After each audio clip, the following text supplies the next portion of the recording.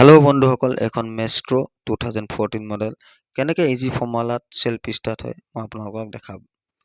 এতিয়া প্ৰথম মই ইয়াত বেটাৰী চেকআপ কৰিম। আপোনালোকে চাব, বেটাৰী চেকআপ কৰিছোঁ মাল্টিমিটাৰ আনি। 1245 দেখাই আছে, বেটাৰী অ'কে আছে। তাৰপিছত মই আকৌ টেষ্টিং লাইটটো আনি চালোঁ। টেষ্টিং লাইট অনাৰ পাছতো বেটাৰীটো অ'কে দেখাইছে। তাৰপিছত যিটো চাবি পৰা যিটো আপোনাৰ আউটপুট লাইন গৈছে, সেই আউটপুট লাইনলৈকো আমাৰ অ'কে আছে। তাৰপাছত যিটো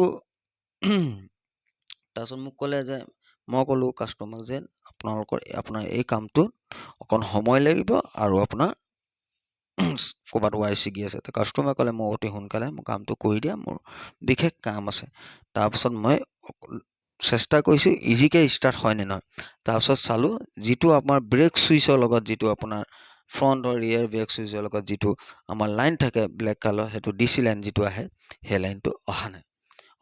তাৰপিছত মই চেক কৰাৰ পাছত দেখিলোঁ এইটো অহা নাই।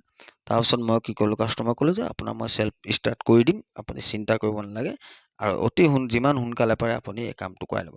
তাৰপিছত মই DC লাইনৰ যিটো আউটপুট আছে, যিটো মানে আপোনাৰ ব্ৰেক চুইচলৈ যায়, সেই বস্তুটো মই এতিয়া ডাইৰেক্ট কৰি আপোনাৰ ৰিলেট মই কানেক্ট কৰি দিম।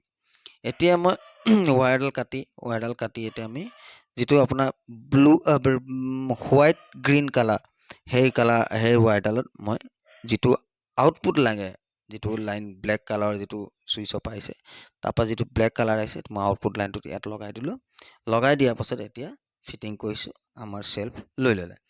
যিসকল বন্ধু মোৰ চেনেলত অহা নাই, সেইসকল বন্ধু লাইক এণ্ড শ্বেয়াৰ ছাবস্ক্ৰাইব কৰি দিব বুলি আশা ৰাখিলোঁ। ধন্যবাদ।